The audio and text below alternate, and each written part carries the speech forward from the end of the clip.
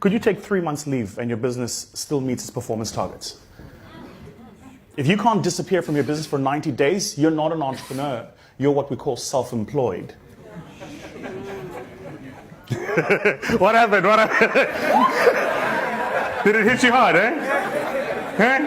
Is that you? Guys only laugh at that when they hear a nice bar and a hip-hop song and they're like, oh! Oh! Yeah, you're not, guys, that's why, for me, the distinction is actually not academic. It's important, right? It's a very important distinction. There's a couple of models that go around. I'll share with you one that I kind of share with entrepreneurs, right? So there is a difference between being an entrepreneur, yeah? Being a business owner, yeah? Being self-employed, yeah? I beg your pardon? Being an employee. No, well, that wouldn't quite make it onto this. And being a professional. These are not the same things. So, a professional, I am a doctor. I'm a dentist. Yeah? I heal the patients. But if I'm not there, nobody heals the patients. Right. So I'm fascinated by the idea that there is a doctor who runs a practice, yeah? And there is a doctor who runs a hospital, and there is a doctor who's the CEO of a hospital group. I'm fascinated by that because they clearly have the same training, they just operate at very different levels. Yeah? The other thing you need to recognize is this is not for everybody. Most people, I think like 90% of people who say they want to be entrepreneurs actually just want to mean I want to determine my own life.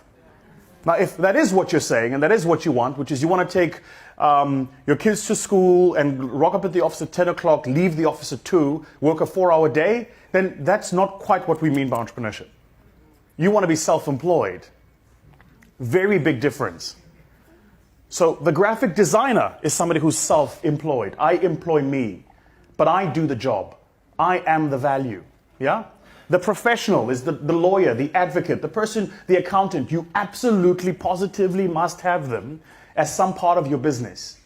They may use an underling to do the work, usually some sort of apprentice, but it's very difficult for them to scale their businesses because they need to sign off the document. You know, when my audits get done by EY, I know who the partner is.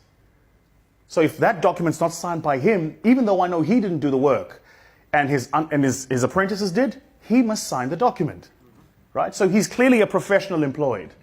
Make sense? If he was to start his own business, a lot of professionals do this. So you leave EY, you leave PwC. I see a lot of black professionals, by the way, who walk into companies oversold on this thing of transformation and then get there and realize that the companies are quite as transformed as you used to be. Oh, rule number 4 of the masterclass, as we call it as it is here. And I've just seen so many of my friends who do this. They're like, oh, I've joined company X, Y, and Z.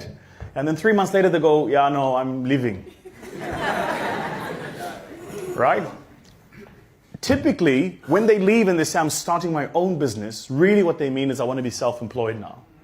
I used to do HR as an HR business partner, and I'm going to start a recruiting company. Yeah? I used to be in the legal team, now I'm going to do legal stuff. Right?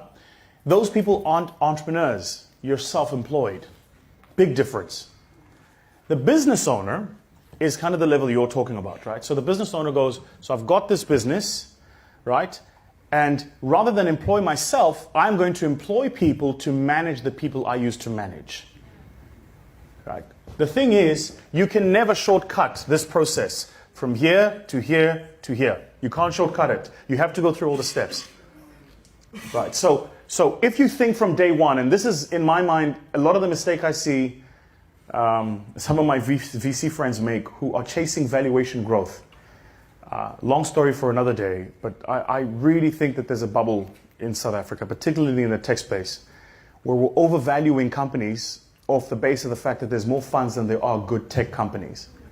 So they're attracting very high valuations, they're getting a lot of money, but the entrepreneur driving that business hasn't gone through the natural process of growth. If I took a potato and I put it in the ground, and I gave you another potato and put it in the ground, and you watered your potato twice as much as I did mine, your potato wouldn't grow twice as fast. Because the laws of nature are fixed. Like I love my son, he's 8, but he has to go through puberty. He can't skip it. That make sense? So a lot of us try to skip phases of growth because we want to get to the other side. The mistake you make is you don't realize that in that phase of growth is a lesson you've got to learn. So you have to manage your people. Long before you get managers to manage your people. Yeah? Gary Vee calls it being dangerous enough. Dangerous enough means I know each and every single thing about my business that I'm dangerous enough to know when you're bullshitting me.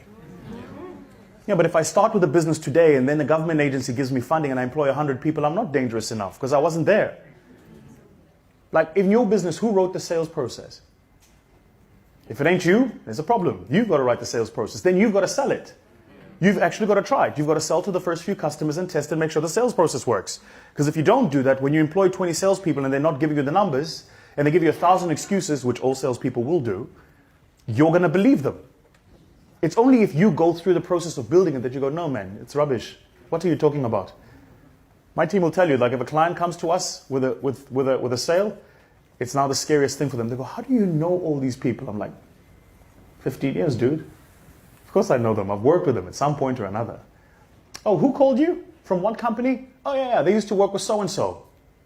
How do you know that? Yeah, no, they used to work with so-and-so, then they left and went here. Now they're back, but they're back as a consultant. They're not there full-time anymore. Oh, by the way, they're not going to give you X amount for the transaction. You're going to have to go in at 85% of the value of the transaction, but what we should do is add a 20% premium on the actual proposal so that when they discount us down at the 20%, we get the value we wanted, not the 85% that we're willing to pay. I go, how did you know they were going to do that? I know the company, I know the politics, I know how I just know. Yeah, so you're going to have to go through those steps.